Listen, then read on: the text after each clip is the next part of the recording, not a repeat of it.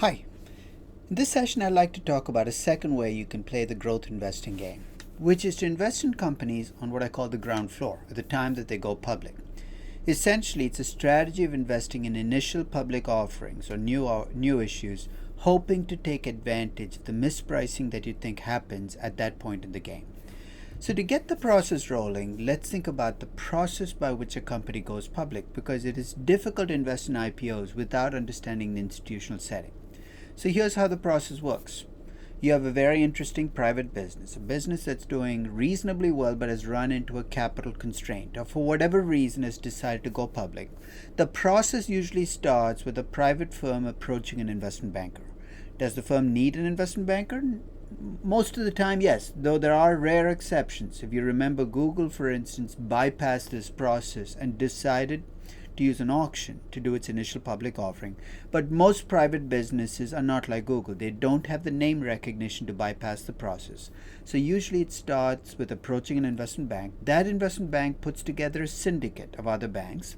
And the larger the offering, the larger the syndicate will be. And those banks operate both in terms of setting the price for the offering and in terms of marketing the offering.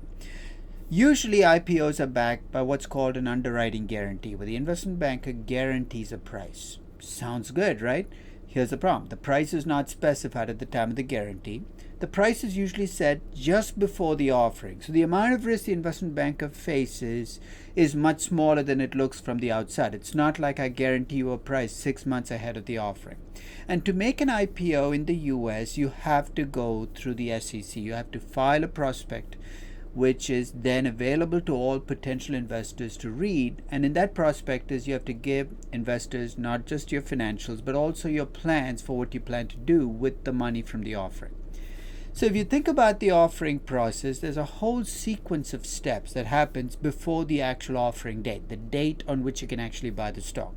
So it starts with, of course, the company approaching the bank, the syndicate being put together, the syndicate basically collecting the information, putting together a prospectus, filing with the SEC, and then valuing the company for the offering. Let me take that back. Actually, most investment banks don't value the offering, they price the offering. What's the difference? In valuing, you actually value a company based on its intrinsic characteristics. In pricing, you gauge demand and supply. There's a whole lot more of gauging demand and supply in the IPO process than there is a valuation. So the investment bank actually tries different prices with potential investors to see if he's finding the sweet spot. We'll talk about the sweet spot, but remember, the banker has guaranteed that price. So there's going to be an incentive to set the price below what the banker thinks he can comfortably get. And that is going to play out in what you see on the offering day. So to reduce risk, the price is usually set below what a fair price or a fair value is. How much below might vary across investment banks. But that's the process of the IPO offering. Now, the actual evidence on what happens on the offering date is not surprising. On the offering date, the price tends to jump from the offering price. So the offering price is $9. On the offering date, the price will usually open higher than $9, reflecting, of course, the deliberate attempt by the investment banker to set the price below a fair price.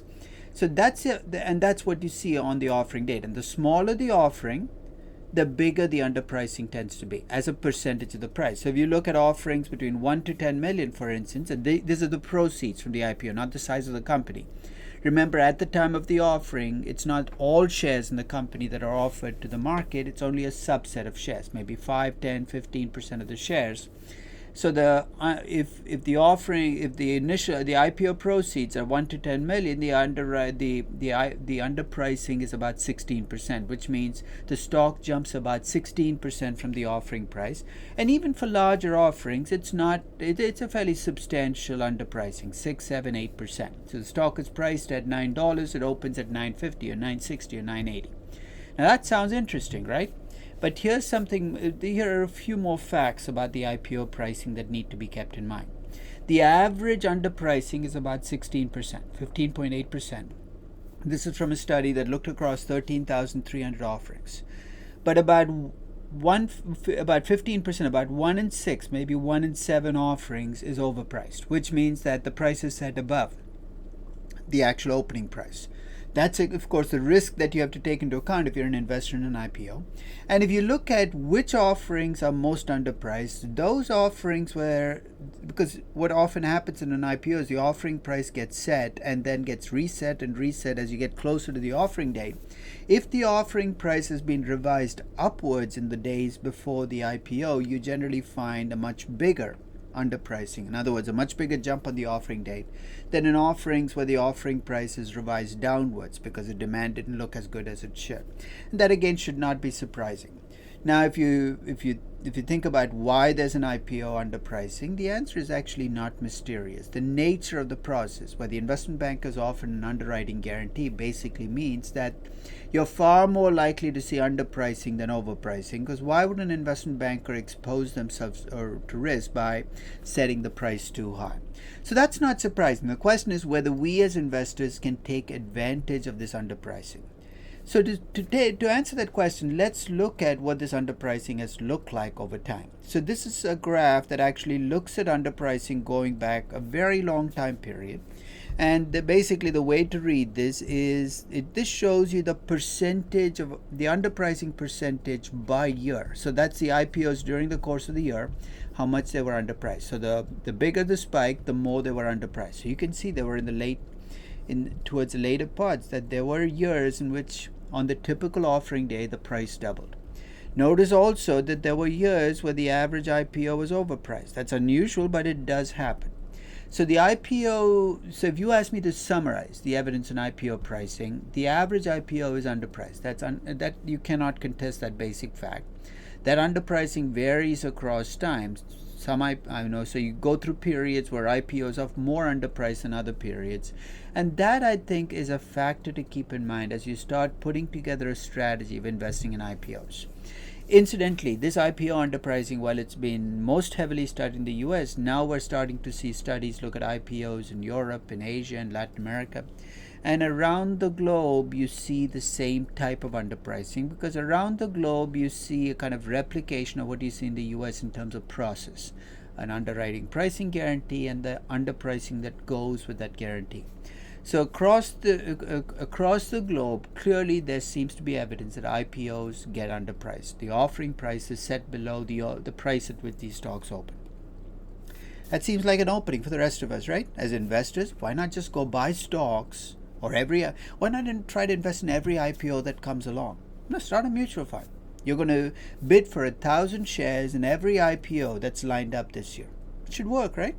Here are the three potential problems you have to factor in terms of whether you will actually make the returns you see on paper. The first is what I'm going to call a selection bias. You're not going to get so when you apply for 1,000 shares in every IPO that comes along, you're not going to get 1,000 shares in every IPO. And you're going to see that the selection bias that occurs there can cut into your returns. The second is a strategy of investing in IPOs can be a feast or famine strategy. If you remember that graph I showed you about high returns and low returns, I'm also going to superimpose on that the number of IPOs by year. And you're going to see how much your potential market is going to expand and shrink depending on the year that you do the investment in. And third, timing is everything. You can buy the stock on the offering date. Your stock price can go up, but if you don't sell at the right time, you could very quickly lose what you made on that opening date. So let's take each of those potential issues. Let's start with the selection bias. So here's what you're going to do. You're going to start a mutual fund. You're going to bid for 1,000 shares in every IPO that's offered this year. You're not going to try to pick cheap IPOs. You're going to bid in every IPO because you have no way of knowing which ones are cheap and which ones are expensive. If the IPO is underpriced, here's what's going to happen. There are going to be too many people who bid for those shares, so you're not going to get 1,000 shares. You're going to get a subset of those shares. Unless you're a favorite client, which might be a way in which you can make money on the strategy. But if you're not a favorite client, in the most underpriced IPOs, if you bid for 1,000 shares, you might end up with 250 or 300 shares instead of 1,000. In the overpriced IPOs, and remember 1 in 6 or 1 in 7 is overpriced, you're going to get all 1,000 shares. So the end of the period, when you look at your portfolio, it's going to be overweighted in the overpriced IPOs and underweighted in the underpriced IPOs, and your returns as a portfolio are going to be nowhere as impressive. They might even be worse than the returns you could have made just investing in other stocks, because the overpriced IPOs are going to cut against your underpriced IPOs. So that's a selection bias that's going to work against you. The second is what's called the IPO cycle. IPOs are notorious for going through hot cycles where lots of companies go public and the underpricing is rampant, and cold cycles where very few companies go public and overpricing pops up. You're saying, so what? If you look at this graph, you can actually see by year how many stocks went public and how much the underpricing was. So there are periods like the mid-70s where nothing went public. So if your strategy was to invest in IPOs, you could have spent the entire year waiting for the next IPO to come about. And you can see there are boom periods and bust periods. And if this is the only thing you do is invest in IPOs, you're going to be bereft of investments in those bust periods. That doesn't mean you cannot incorporate investing in IPOs into another investment strategy. So you might normally invest in small cap companies and invest in IPOs in hot periods and kind of step back in these cold periods. But that's something that has to be factored in when you think about, do I want to invest in IPOs as my only investment strategy? Or do I want to start a mutual fund investing just in IPOs? And there's the third and final factor. The IPO date, we know pretty much what happens. On average, the IPOs come out and the price jumps. But if you track what happens to the returns on these stocks in the 1, 2, 3, 4, 5 years after the offering, and you compare them to the returns you'd have made investing in the rest of the stocks in the market, something very interesting pops up. It turns out that the returns on IPO stocks are worse than the returns you'd have made on the rest of the market. So in other words, if you're going to invest in IPOs to make money on the offering date, don't stick with these IPOs for the next 3 or 4 or 5 years, because almost always, or not, maybe not always, but most of the time you're going to end up losing money relative to other investment strategies. So 3 big factors: a selection bias that leads you away from underpriced, overpriced IPOs, the hot and cold markets, which might mean that you might have periods you have nothing to invest in, and being able to get out at the right time, all determine whether you can pull off an IPO strategy successfully. So here are the determinants of success at IPO investing. If you can find a way to invest in the right, or ask for shares in the right IPOs rather than all IPOs, you might tilt the selection bias back in your favor, which means that you probably have to do some valuation of your own. Value the companies based on the prospectus, and these will be young companies, so you got to hone up on valuing young companies. That might give you a leg up in this process, because then you can bid for 1,000 shares only in those IPOs that you think are undervalued. And even if you're not right 100% of the time, if you're right 50, 60, 70% of the time, you've improved your odds in your favor. Second, maybe you can play the allotment game. Hey, maybe you can be one of those favored clients. However, to be a favored client at many investment banks in the IPO game, you've got to be willing to kind of hold the shares, because they don't like people flipping these shares. Which means there's a trade-off, which is to win this allotment game, you got to buy these IPOs and hold them, and you know that after the IPO, these stocks are not always the best investments. And which brings me to the third and final factor: timing is critical. If you decide to play the IPO game, you need to know not just which IPOs to get into, but when to get out.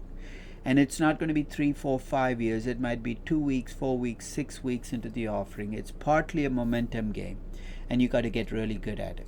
So overall, IPOs, we know, are underpriced on average. But that's not saying everything, because about 15% of all IPOs are overpriced.